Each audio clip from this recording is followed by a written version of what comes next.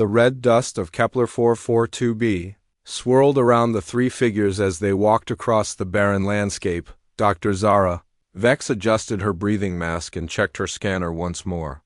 The Altarian woman had spent most of her life digging through ancient ruins, but this planet felt different.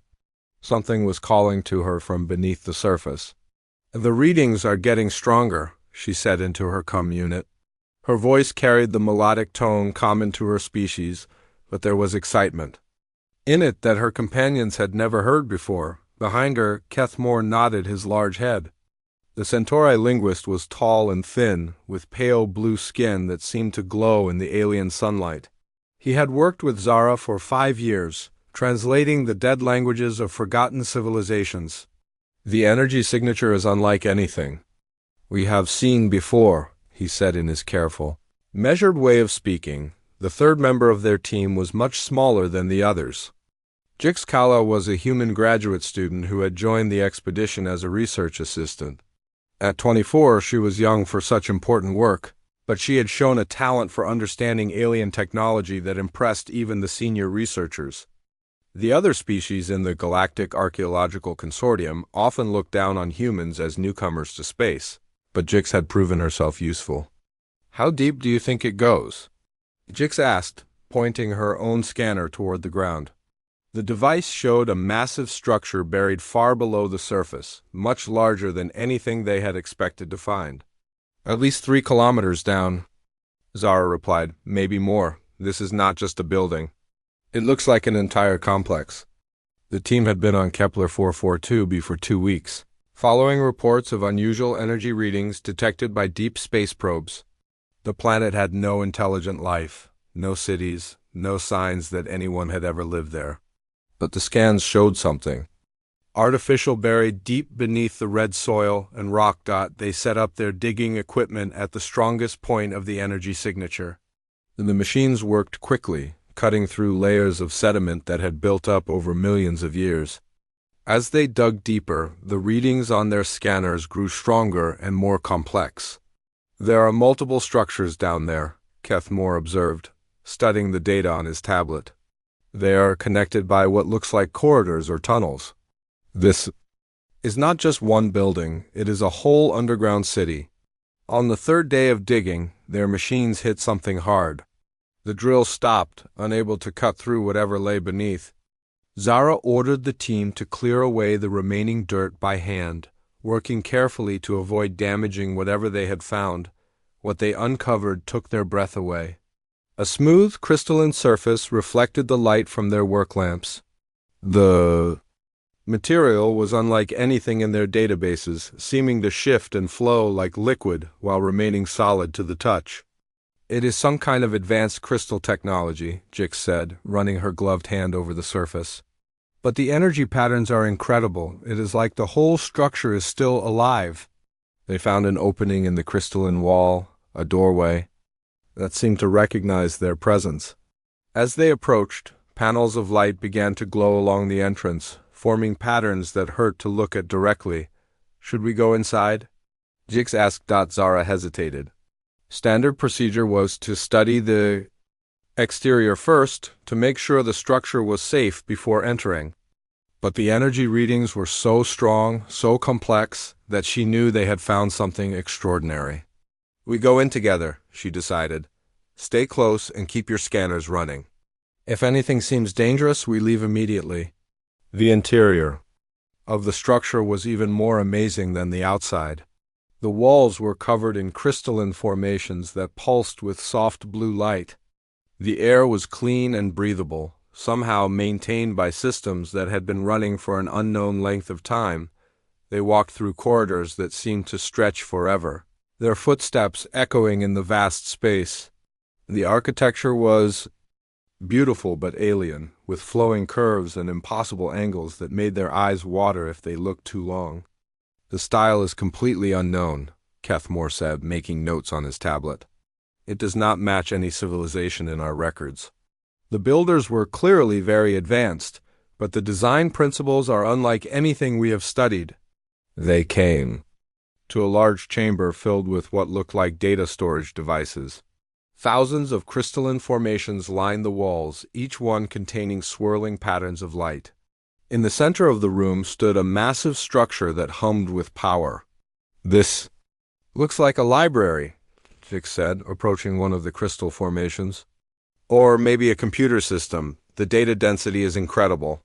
Zara pulled out her recording equipment and began documenting everything they saw. The chamber was huge, easily the size of a sports stadium, and every surface was covered with the mysterious data crystals. "Can you read any of it?" she asked Keth Moore. The Centauri linguist studied the patterns of light within the crystals. His species had a natural talent for understanding languages, even dead ones from extinct civilizations. But these symbols were unlike anything he had ever seen. "The writing system is completely alien," he said after several minutes of study. "But there are patterns here. Mathematical relationships. Give me time, and I think I can begin to understand it." They spent the next several hours in the chamber, with Keth Moore working to decode the alien writing while Zara and Jix cataloged and recorded everything they could. The more they studied, the more amazing the discovery became.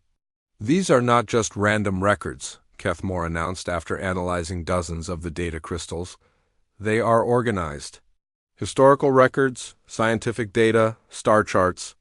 This is a complete archive of some ancient civilization." "How old?" Zara asked. "The dating is difficult without more study, but the sediment layers suggest millions of years, maybe tens of millions." As the day wore on, Keth Moore began to make progress with the alien language.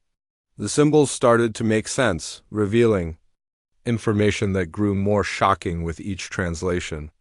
"They call themselves the First Seeders," he said, his voice filled with wonder. "According to these records, they traveled throughout the galaxy, establishing colonies and helping primitive life forms develop, like a galactic gardening project," Jix said. "That is incredible. Do the records say what happened to them?" Keth Moore continued reading, his expression growing more troubled. "There are references to a great war, to an enemy that threatened all life in the galaxy, but the records are incomplete. Many of the crystals seem to be damaged or corrupted." "What about genetic information?" Zara asked. "Do we have any physical data about these First Seeders?" "Yes," Keth Moore replied, pulling up a new set of records. "Detailed genetic sequences, biological analysis, even medical records. Let me run a comparison against our databases." The results came back within minutes, and Keth Moore stared at his screen in disbelief. He ran the analysis again, then a third time, but the results were the same. "This cannot be correct," he said quietly. "What is it?" Zara asked. "The genetic markers of the First Seeders. They match perfectly with human DNA. Not similar, identical." The chamber fell silent except for the humming of the ancient machines. Jix felt a strange sensation wash over her, like memories that were not her own trying to surface. "That is impossible," Zara said. "Humans are the newest species in the galaxy. Your civilization is barely a few thousand years old." "According to these records," Keth Moore said, his voice shaking, "humans are not a young species. They are the original elder race.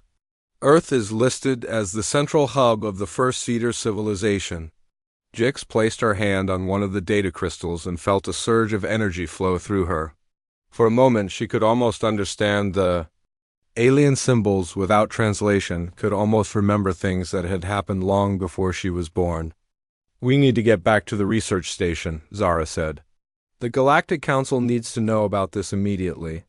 But as they prepared to leave the chamber, each of them wondered if the galaxy was ready for the truth about humanity's past.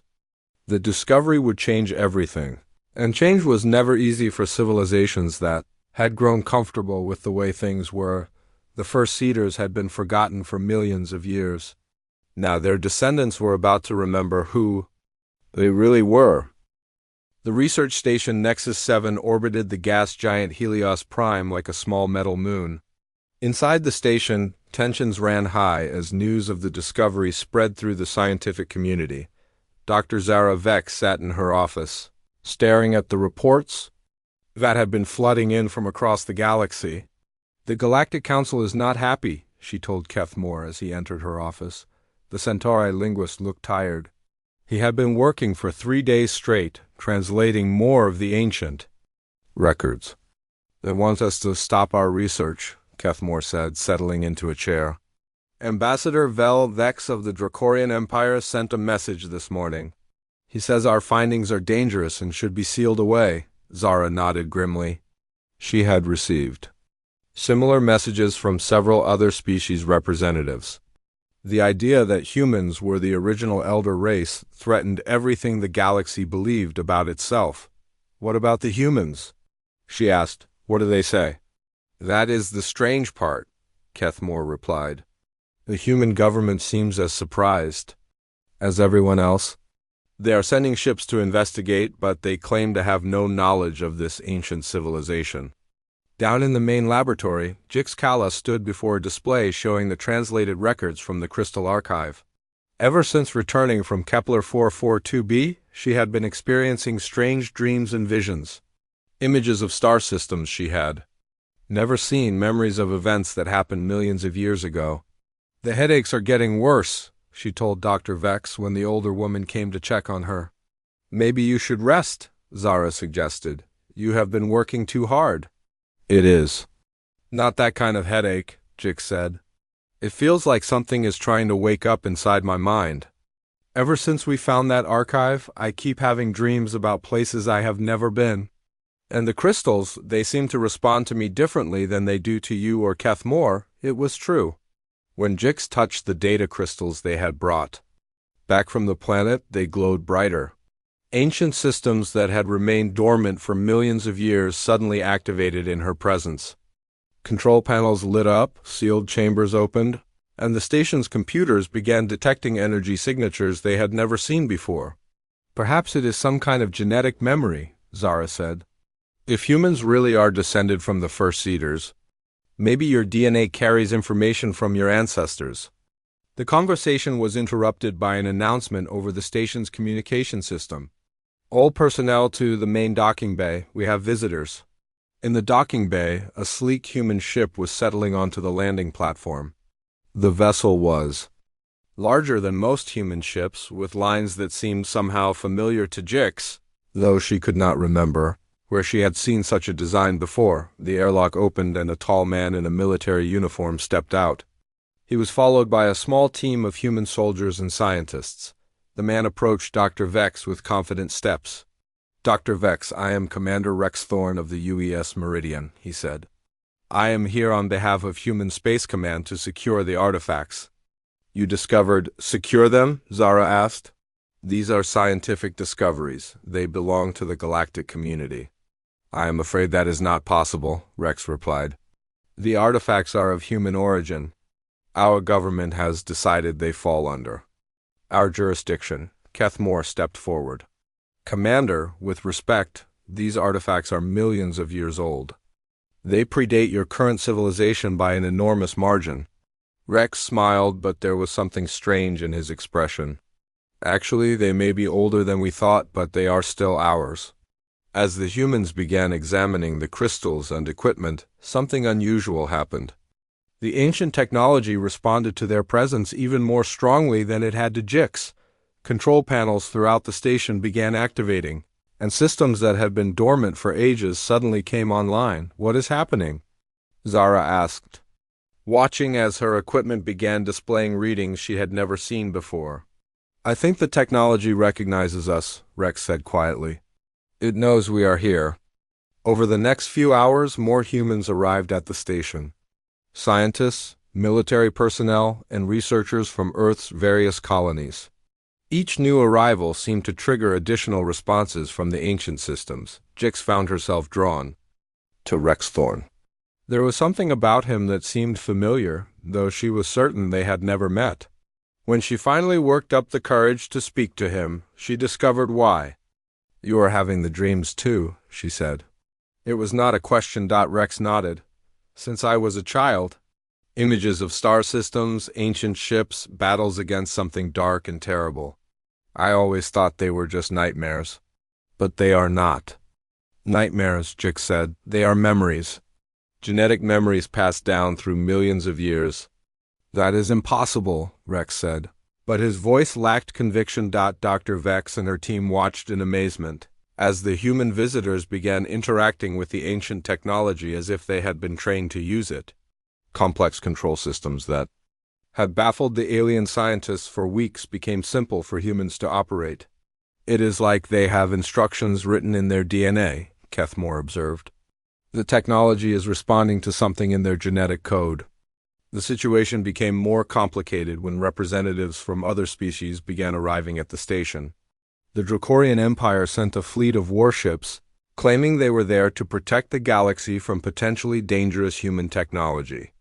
The peaceful Etherians sent their own diplomatic mission, hoping to mediate between the growing tensions. Ambassador Vex was a large, reptilian creature with scales that gleamed like metal in the station's lights. He confronted Rex Thorne in the main conference room. "Your species has hidden the truth from the galaxy," he accused. "You are not the innocent newcomers you pretend to be." "We did not hide anything," Rex replied calmly. "We forgot. There is a difference." "Convenient," Vex hissed. "Now that your ancient weapons are being discovered, you suddenly remember your heritage." "We are not remembering by choice," Rex said. "It is happening whether we want it or not." The tension in the room was broken by an alarm from the station's sensors. A massive energy surge was building in the laboratory where the crystal archive was stored. "Something is happening to the artifacts," Zara announced over the communication system. "Everyone needs to evacuate this section immediately." But as the team rushed to the laboratory, they discovered that the energy surge was not dangerous. Instead, it was a signal. The crystals had formed a complex pattern of light that pulsed with increasing intensity. "It is a beacon," Kethmore said, studying the readings. "The crystals are sending a message." "To where?" Zara asked. Rex studied the display showing the beacon's direction. His face went pale as he recognized the coordinates. "Earth," he said quietly. "The signal is aimed at Earth." As if summoned by the beacon, more humans began arriving at the station. Not just scientists and military personnel, but ordinary citizens, who claimed they had felt compelled to come. They spoke of dreams and visions, of voices calling them from across the galaxy. Among them was Dr. Lisa Grant, an archaeologist from Earth who had been studying ancient ruins in the Sol system. She brought with her disturbing news. "The monuments on Earth are activating," she told the assembled group.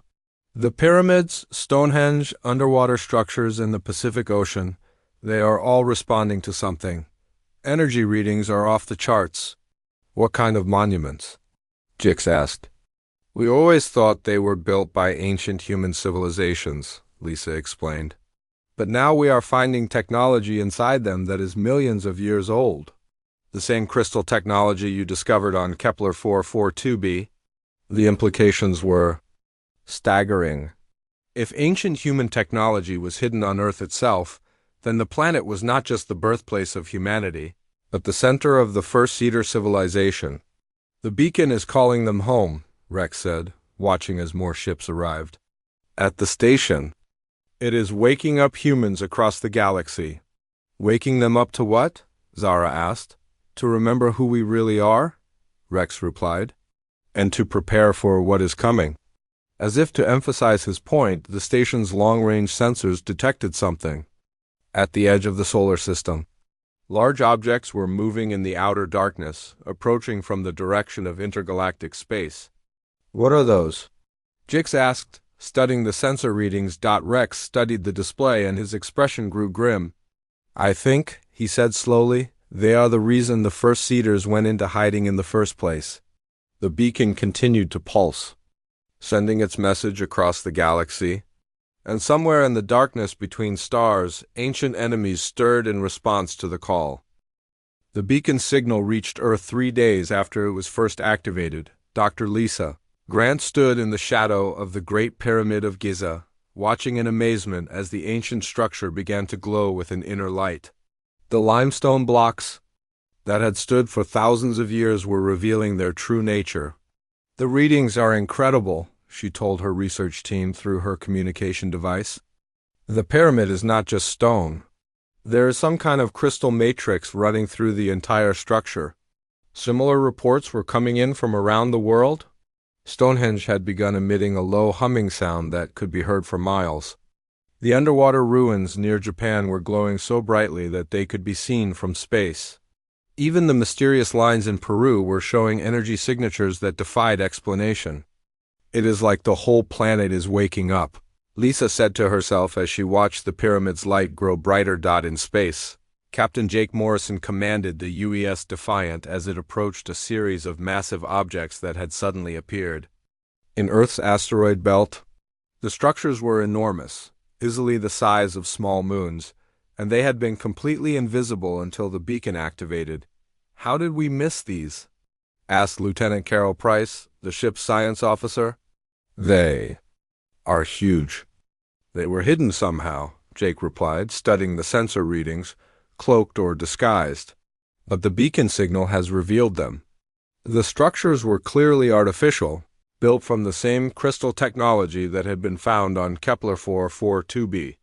As the Defiant approached, sections of the nearest structure began to open, revealing docking bays and corridors that seemed to stretch forever. "Captain, we are receiving a signal," reported Communications Officer Don Wright.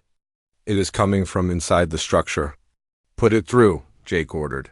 The signal was not words but something deeper. Images and emotions flowed through the minds of everyone on the bridge. They saw flashes of Earth as it had been millions of years ago, covered with cities of crystal and light. They saw vast fleets of ships traveling between the stars, carrying not weapons but tools for building and healing. "It is some kind of memory bank," Carol said, her voice filled with wonder. "The structures are showing us our history." Meanwhile, the Galactic Council had convened an emergency session on the capital world of Centauri Prime. The Great Hall was filled with representatives from dozens of species, all arguing about what to do with the human situation. Ambassador Velvex of the Dracorian Empire stood at the center of the debate. His reptilian features were twisted with anger and fear. "The humans have deceived us for centuries," he declared.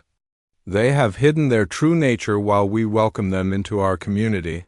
"They did not deceive anyone," replied Sage Nimlareth of the Etherians. "The peaceful, energy-based beings rarely spoke in the council, but when they did, everyone listened. The evidence suggests they genuinely forgot their past. This awakening is as much a surprise to them as it is to us." "That makes them even more dangerous," Velvex argued. "They are regaining powers they do not understand and cannot control." In the observation gallery, Zara, Vex, and Keth Moore watched the debate with growing concern. The Centauri linguist had been working around the clock to translate more of the ancient records, and what he had discovered was both wonderful and terrifying. "The first seeders were not conquerors," he told Zara quietly. "According to these records, they were teachers and protectors. They helped dozens of species develop intelligence and technology, including the species sitting in this chamber," Zara realized. "The Dracorians, the Centauri, even my own people. We all have references in our oldest legends to wise teachers who came from the stars." "The records are clear," Keth Moore continued. "The first seeders guided each species to sentience, then stepped back to allow them to develop their own cultures. They were gardeners, not rulers. Then why did they disappear?" Zara asked. Keth Moore's expression grew dark. "There was a war. An enemy that came from beyond the galaxy, something that consumed entire civilizations. The first seeders fought them, but the cost was terrible. In the end, they chose to hide rather than risk the destruction of all life." Back on the research station, Jix Kala was experiencing the most intense visions yet. She sat in the meditation chamber, surrounded by the crystal artifacts, as memories that were not her own flooded her mind. She saw the enemy that had driven the first seeders into hiding. The Void Harbingers were not like any species in the galaxy. They were beings of pure darkness and hunger, consuming everything in their path. They did not just destroy civilizations, they absorbed them, adding their knowledge and technology to their own growing power. "They are coming back," she said to Rex Thorne, who had stayed by her side during the visions. "The beacon, it is not just calling to humans, it is calling to them too." Rex felt the truth of her words in his bones. The genetic memories were becoming stronger, and with them came the terrible knowledge of what the first seeders had faced. That is why we forgot, he said. It was not just to hide from the enemy. It was to break the connection, to make sure they could not find us. But now we are remembering, Jick said. And they will know where we are? The long-range sensors on the station suddenly detected massive energy signatures at the edge of the galaxy. Something was moving through the dark spaces between stars. Approaching at impossible speed. Dr. Elena Cross, working with a team of awakened humans, had managed to access more of the ancient technology. The crystal matrices were revealing their secrets, showing how the first seeders had built their civilization. It is incredible, she told the assembled researchers. They did not just build cities and ships. They built a network that connected the entire galaxy. Every species we have encountered has some trace of first seeder technology in their development. Like a galactic internet, suggested Dr. Amy Foster, a human psychologist who had been studying the awakening process. But instead of connecting computers, it connected civilizations. That is exactly what it was, Elena confirmed. And it is still there, waiting to be reactivated.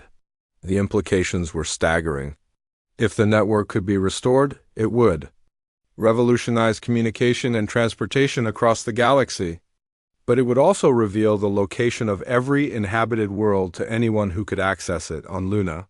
Earth's moon construction crews were uncovering something that changed everything. The moon was not a natural satellite at all, but a massive, artificial construct disguised to look like a celestial body.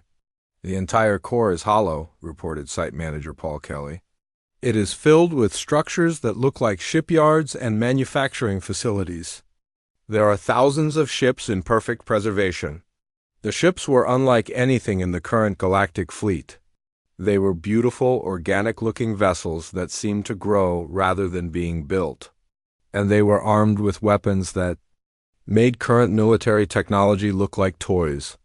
The moon is not just a base, Paul continued. It is a fortress and a factory. The first seeders built it to defend Earth and produce everything they needed for their civilization. As more humans arrived at Luna, the ancient systems began to respond. Manufacturing facilities that had been dormant for millions of years started up again. Construction robots emerged from hidden chambers and began building new ships from stored materials. It is like the base knows we are back, observed Chief Engineer Linda Barnes. The systems are automatically preparing for something. The answer came from the deep space observatories. The objects approaching from beyond the galaxy were not natural phenomena. They were ships, vast and alien, moving with purpose toward the Milky Way. The Void Harbingers, Rex said when he received the report. They followed the beacon signal. The political situation in the galaxy was becoming more desperate by the hour. Some species, led by the Dracorian Empire, were preparing for war against humanity. Others were trying to flee to the outer rim, hoping to avoid the coming conflict. But a few species, like the Etherians, recognized the truth. The ancient enemy was returning, and only the awakened humans had any chance of stopping them. We need to unite, Sage Nimlareth told the Galactic Council.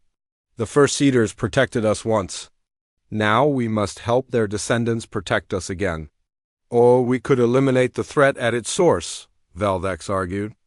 Destroy the humans before they can fully awaken.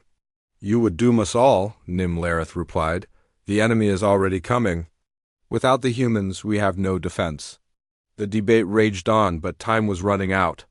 The Void Harbingers were crossing the galactic boundary, and their hunger had grown immense during their long exile. They had spent millions of years in the dark, feeding on whatever they could find, growing stronger and more terrible, and now they were coming home to finish what they had started so long ago. The first seeders had hidden to protect the galaxy they loved. Now, their descendants would have to choose whether to remain hidden or stand and fight for the civilizations their ancestors had helped create. The awakening was complete. The question was whether it had come in time. The memories came to Dr. Elena Cross like a flood. She stood in the central archive on Luna, her hands pressed against the crystal interface, as millions of years of history flowed through her mind. Around her, the ancient chamber hummed with power that had been dormant since before recorded time. "I can see it all," she whispered to her team. "The whole history of our species. We were not just explorers. We were gardeners of life itself." The archive showed her images of Earth as it had been at the height of the first Cedar civilization. Cities of crystal and light covered the continents, connected by streams of energy that flowed like rivers of pure power. But these were not cities built for conquest or control. They were centers of learning and healing, places where knowledge was gathered and shared with species across the galaxy. "We helped them all," Elena continued, tears streaming down her face. The Altarians were dying from a plague that consumed their homeworld. "We gave them the medicine to survive and the ships to find a new home. The Centauri were trapped on a world with a dying sun.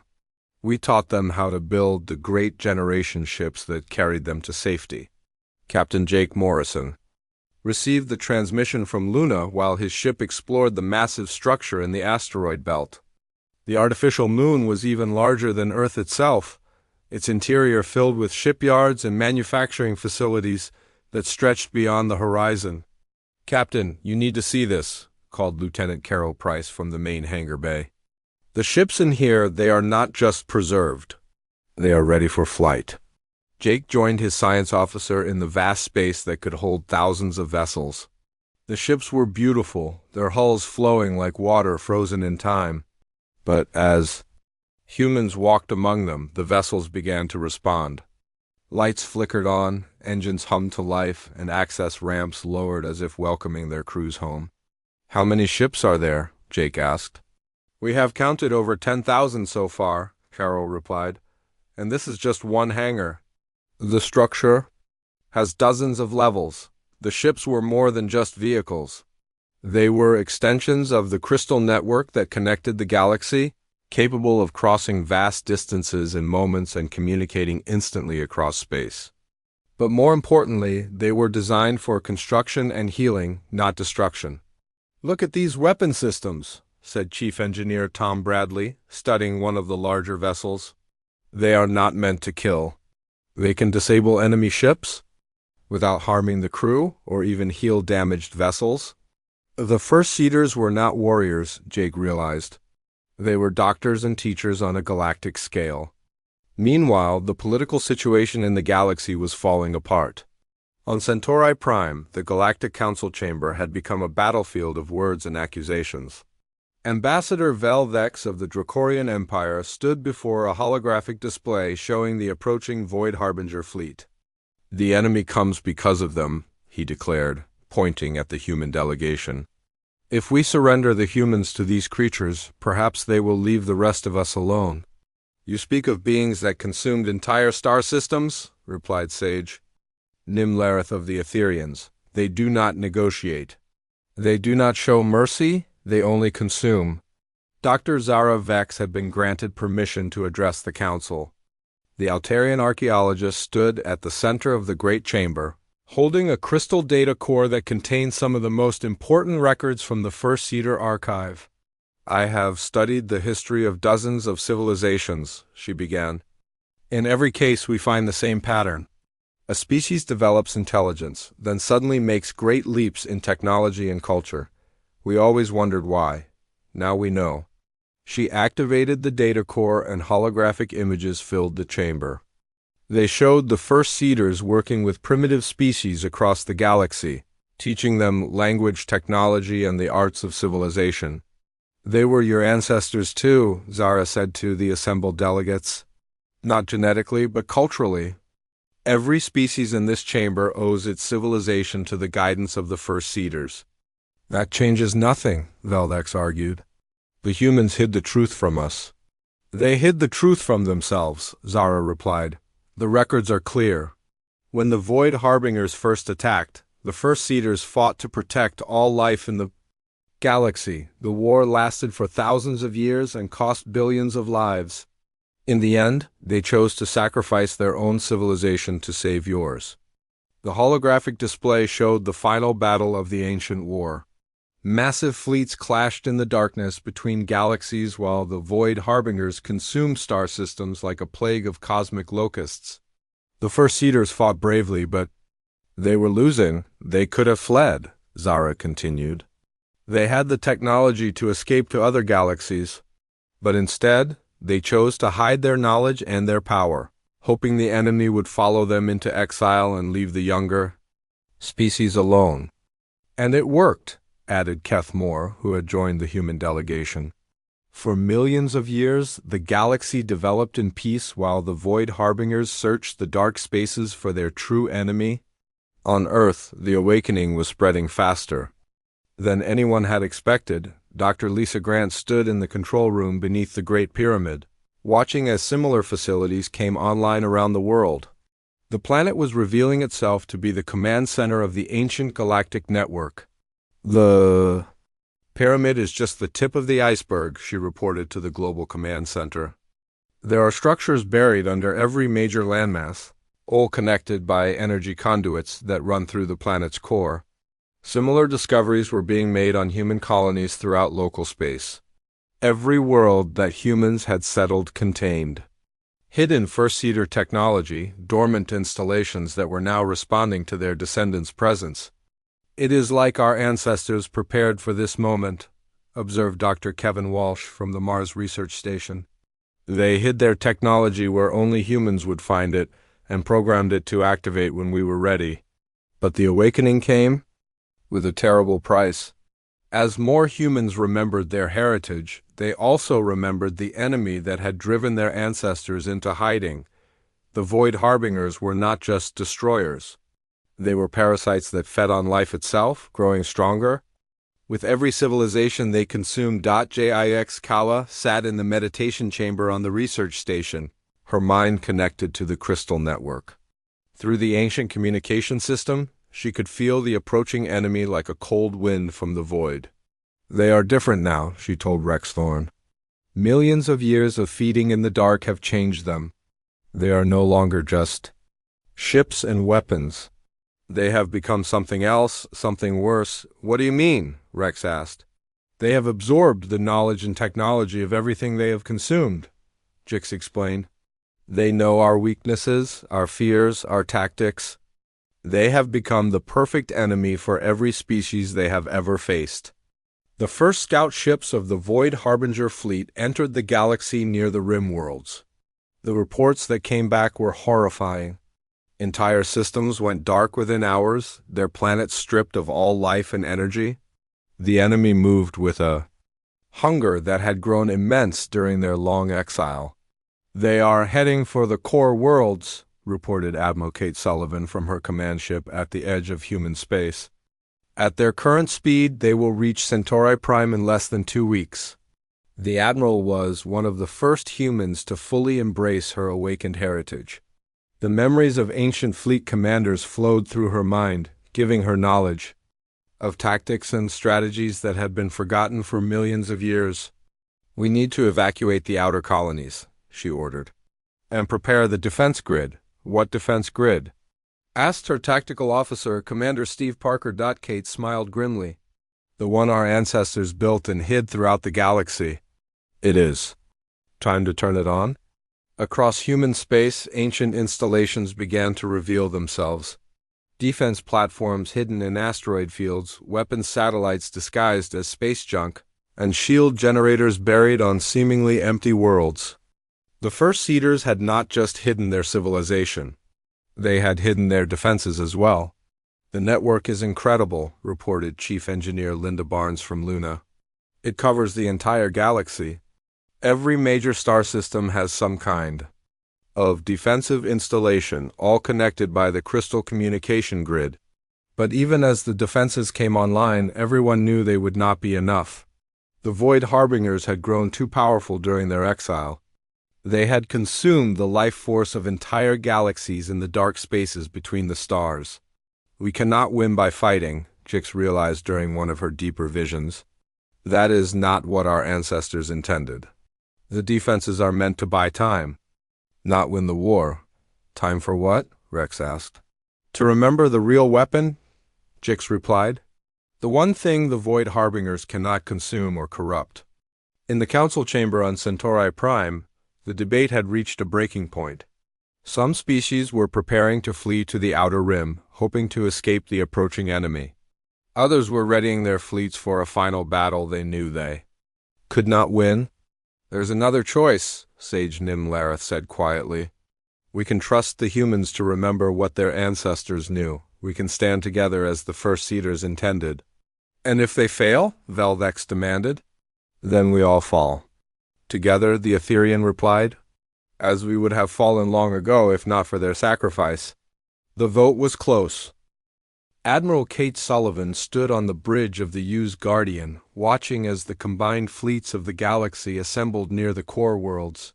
Human ships with their flowing, organic designs flew alongside the angular Dracorian warships and the elegant Etherian light vessels. For the first time in galactic history, every species was united under a single command. "Admiral, we are receiving reports from the Outer Rim," said Communications Officer Rachel Stone. "The Void Harbingers have consumed the Kepler system. 3 billion lives, gone in less than 6 hours. Kate closed her eyes, feeling the weight of command settle on her shoulders. The awakened memories of ancient fleet commanders gave her the knowledge she needed, but they also showed her the terrible cost of the war that was coming. "How long until they reach the core worlds?" she asked. "At their current speed, 18 hours, replied Tactical Officer Ben Clark. "But Admiral, our scouts report that they are not just moving, they are growing. Every system they consume makes them stronger." The enemy that approached was no longer the same force that had driven the First Seeders into hiding millions of years ago. The Void Harbingers had spent eons in the dark spaces between galaxies, feeding on whatever life they could find. They had absorbed the knowledge and technology of countless civilizations, becoming something far more terrible than their ancestors. On the surface of Centauri Prime, Dr. Zara Vex worked frantically in the emergency command center that had been established in the council chambers. The Altarian archaeologist was coordinating with awakened humans across the galaxy, trying to activate the ancient defense network before the enemy arrived. "The grid is responding," she reported to the assembled military commanders. "But something is wrong. The network was designed to work with the original First Seeder population. We do not have enough awakened humans to power it fully." "How many do we need?" asked General Mark Torres of the Human Defense Force. "According to the ancient records, at least 10 million, Zara replied. "We have maybe 50,000 fully awakened individuals." The numbers were devastating. Even with the hidden installations coming online across the galaxy, they lacked the human presence needed to make the defense network fully operational. "There has to be another way," said Jixkala, who had been brought to Centauri Prime as an advisor. The young human woman had become the most sensitive to the ancient network, able to interface with the crystal technology in ways that amazed even the awakened commanders. "The memories are still there," she continued. "In every human, even those who have not awakened. The genetic coding runs deeper than consciousness. We just need to find a way to reach them." Dr. Elena Cross, working from the Luna Command Center, had been studying the problem from a different angle. The ancient archives contained references to emergency protocols, ways the First Seeders could rapidly activate their entire population in times of crisis. "I found something," she announced during a galaxy-wide conference call. The Crystal Network was not just for communication and defense. It was designed to link every member of the species together, creating a collective consciousness in times of great need. "A hive mind?" asked Admiral Sullivan. "Not exactly," Elena replied. "More like a shared awareness. Individual personalities remain, but knowledge and abilities could be shared instantly across the entire species." The implications were staggering. If they could activate this network, every human in the galaxy would suddenly have access to the memories and skills of their ancestors. But it would also mean giving up their individual privacy, becoming part of something larger than themselves. "The choice has to be voluntary," Kate decided. "We cannot force this on anyone." The call went out across human space. Every human settlement, every ship, every individual was contacted and given the choice. They could remain as they were, or they could join the network and help save the galaxy. The response was overwhelming. Billions of humans chose to link their minds to the ancient network, accepting the memories and responsibilities of their ancestors. On Earth, factory workers suddenly understood technologies that had been lost for millions of years. On distant colonies, farmers found themselves able to operate weapon systems with the skill of ancient warriors, but the true power of the network was not in individual abilities. It was in unity. "I can feel them all," Jix said, tears streaming down her face as the network activated. Every human in the galaxy, all connected, all working together. The enemy arrived at the edge of the core worlds like a tide of darkness. The Void Harbingers no longer traveled in ships as other species understood them. They had become something between technology and living creature, vast entities that moved through space like cosmic predators. "My God," whispered Commander Steve Parker from his position on the forward scout ship. "They are the size of moons. How do we fight something like that?"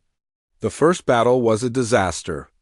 The combined galactic fleet, despite its unity and determination, was no match for enemies that had grown fat on the life force of entire galaxies. Dracorian plasma cannons and Centauri missile swarms barely scratched the surface of the massive entities. "Admiral, we are losing ships faster than we can count them," reported Ben Clark. "Conventional weapons are useless." But as the fleet fell back toward the core worlds, the ancient defense network finally came online. Hidden installations throughout the galaxy began to power up, drawing energy from the crystal matrices that connected every star system. "The network is active," announced Dr. Vex from Centauri Prime, "but the Harbingers are adapting." "They are. Learning from every attack, evolving countermeasures faster than we can deploy new tactics." That was when Jix Kala realized the truth. Through the network, she could feel the minds of every awakened human, and beyond that, the presence of something else. The original consciousness of the first seeders, somehow preserved in the crystal matrices after all these millions of years. "They are still here," she announced. "Our ancestors, their memories, their knowledge, everything they learned in the original war. It is all stored in the network. Can we access it?" asked Admiral Sullivan. "Not access," Jix replied. "Join with it. Become it. But the cost will be enormous." The plan that emerged was both brilliant and terrible. The humans would not just use the network to coordinate their defenses. They would become the network, merging their consciousness with the ancient knowledge, to create something that could match the evolved Void Harbingers. "It means giving up our individual existence," Elena explained to the assembled leaders. "We will still be human, but we will also be something more. Something our ancestors became." When they first faced this enemy, the vote was unanimous. Across the galaxy, billions of humans opened their minds completely to the network, allowing their consciousness to merge with the ancient wisdom of the first seeders. The transformation was immediate and overwhelming. Human ships throughout the fleet suddenly began moving with perfect coordination, as if controlled by a single mind. But it was not a hive mind that controlled them. It was something greater, a collective consciousness that retained all the creativity and compassion of individual humans while adding the vast knowledge of millions of years. "This is what we were meant to become," Admiral Sullivan said, though. Her voice now carried harmonics that had never been there before. "Not rulers or conquerors, but guardians of life itself." The final battle was unlike anything the galaxy had ever seen. The merged human consciousness fought the Void Harbingers, not with weapons but with the power of creation itself. Where the enemy consumed and destroyed, the humans healed and restored. Where the Harbingers spread darkness, the humans brought light. "They cannot consume us," Jix realized as she felt the enemy's attacks fail against the network. "We are not just individuals for them to devour. We are connected to everything, to all life in the galaxy. To consume us, they would have to consume everything. And that was something the Void Harbingers could not do. They were parasites, dependent on finding isolated civilizations to feed upon. Faced with a galaxy united under the guidance of the awakened humans, they found nothing they could consume without destroying themselves. "They are retreating," reported the combined fleet consciousness, falling back toward the galactic rim. But the humans did not pursue them. That had been the mistake of the original war, chasing the enemy into the dark and allowing the conflict to spread across the galaxy. Instead, they let the Harbingers go, sealing the galactic borders with a network of defenses that would warn of any future incursion. In the aftermath of the battle, the galaxy began to rebuild. The human consciousness gradually separated back into individuals, though they retained their connection to the network. They had learned to be both unique persons and part of something greater. "The galaxy is safe," Jix said, standing once again in the crystal chamber where everything had begun. "But we have a responsibility now. We are the guardians our ancestors were meant to be." The Galactic Council was reformed with humans taking their place as the elder species they had always been, but they did not rule. Instead, they guided, teaching, and protecting as their ancestors had done millions of years before. Dr. Zara Vex, now serving as the first alien ambassador to the Reformed Council, smiled as she watched Jix Kala address the assembled delegates. The young human woman had become a bridge